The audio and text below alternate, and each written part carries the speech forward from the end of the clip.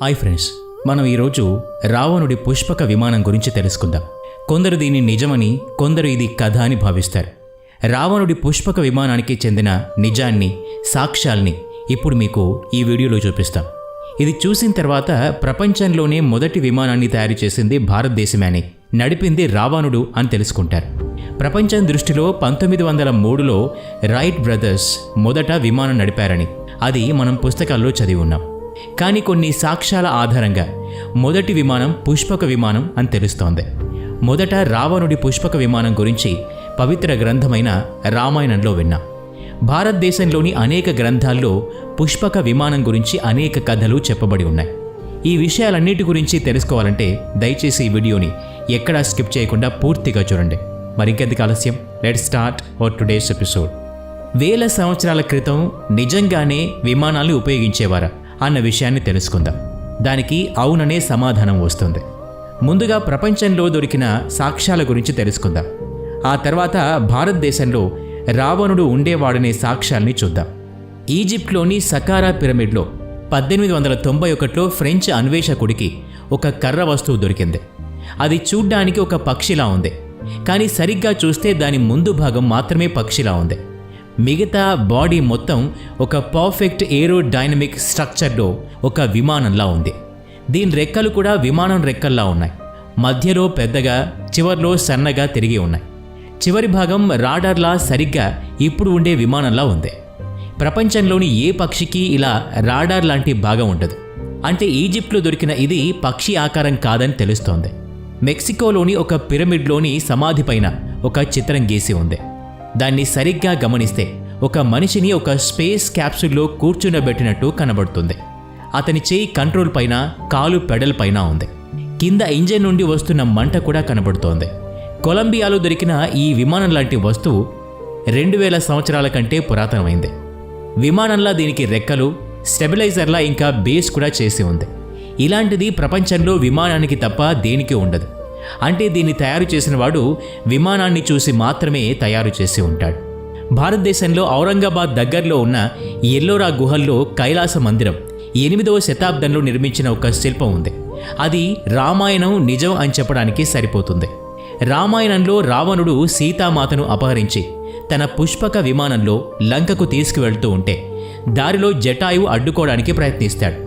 ఈ ఘటనను ఇక్కడ ఒక శిల్ప కళాకృతి ద్వారా చూపించారు.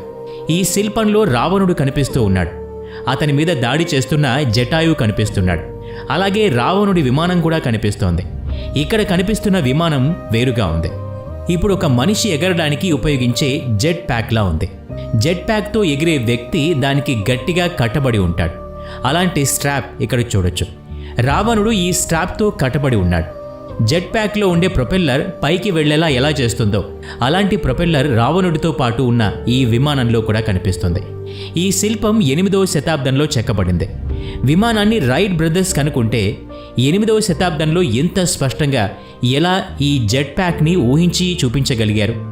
మీకు నమ్మకం కలక్కపోతే 1938 కాలంలో అమెరికన్ సైన్యం చాలా ప్రాంతాల్లో రహస్య స్థావరాల్ని ఏర్పరచుకుంది.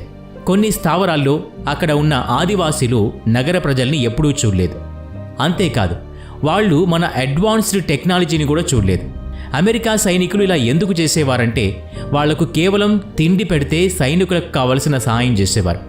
కొన్ని రోజుల తర్వాత యుద్ధ అభ్యాసం పూర్తయిన తర్వాత వాళ్ళు తిరిగి వెళ్ళిపోయేవారు. కొన్ని సంవత్సరాల తర్వాత ఆ స్థావరం పైనుండి వెళ్తున్న ఒక పైలట్కి కింద ఒక వస్తువు కనబడింది. కిందకు దిగి చూడగా అక్కడి ఆదివాసీలు సరిగ్గా అమెరికన్ సైనికుల దగ్గర ఉన్నటువంటి విమానాన్ని తయారు చేసుకున్నారు. దానికి పూజలు కూడా చేస్తూ ఉన్నారు. ఎందుకంటే ఆకాశం నుంచి వచ్చిన వాళ్ళు తిరిగి రావాలని, ఆహార పానీయాలు తీసుకొస్తారని అలా చేశారు.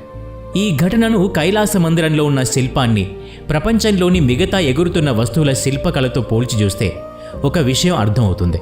దీన్ని చెక్కిన వాళ్ళు ఏదైతే వాళ్ళు చూశారో లేదా వాళ్ళ పూర్వీకులు చూశారో దాన్నే చెక్కి ఉంటారు. ఎవరైతే ఆకాశం నుండి వచ్చి వాళ్ళ జీవితాల్ని మార్చారో వాళ్ళు తిరిగి రావాలని అలా చెక్కి ఉంటారు. అంటే ఆ శిల్పంలో చూపించిన రావణుడి విమానం నిజమైందని తెలుస్తోంది. మనుషులు ఎగురుతున్నట్టు ఊహించడం కష్టం. అంతేకాకుండా ప్రపంచంలో అనేక ప్రాంతాల మనుషులు ఒకేలా ఊహించడం కూడా అసంభవం. రామాయణం గురించిన ఆనవాళ్లు భారతదేశంలోనే కాకుండా మిగతా దేశాల్లో కూడా కనిపిస్తాయి. ఇక్కడ గమనించాల్సిన విషయం, ప్రాచీన కాలంలో వేల కిలోమీటర్ల దూరం ప్రయాణించడం కష్టమైనప్పుడు వేల కిలోమీటర్ల దూరంలో ఉన్న దేశాల్లో ఒకే రకమైన శిల్పకళలు ఉండడం ఎలా సాధ్యమవుతుంది? రామాయణానికి సంబంధించిన చిత్రాలు భారతదేశంలో, ఇండోనేషియాలో, ఇటలీలో కూడా కనబడుతూ ఉంటాయి. అంటే రామాయణంలోని సంఘటనలకు సంబంధించి ఎంతో కొంత నిజం ఉండే ఉంటుంది. కానీ మౌఖిక రూపంలో ముందుకు వెళ్లే చరిత్రలో కొంత తేడా ఉండొచ్చు. ఇది రామాయణం విషయంలో కూడా జరిగింది. అందుకని రామాయణంలో జరిగిన సంఘటనలు మిగతా దేశాల్లో కూడా కొంత తేడాగా చూపించబడ్డాయి. వివిధ ప్రాంతాల్లో ఉన్న విమాన శిల్పకళ వేరువేరుగా ఉండటంతో రామాయణంలోని రావణుడి విమానం వేరుగా చూపించబడింది. రావణుడు సీతను విమానంలో అపహరించాడని నిరూపించిన ఇప్పటికీ కొన్ని ప్రశ్నలకు సమాధానం మన దగ్గర లేదు. పుష్పక విమానంలో ఎలాంటి ఇంధనం వాడేవారు? ఆ కాలంలో విమానం ఎలా ఎగిరేది?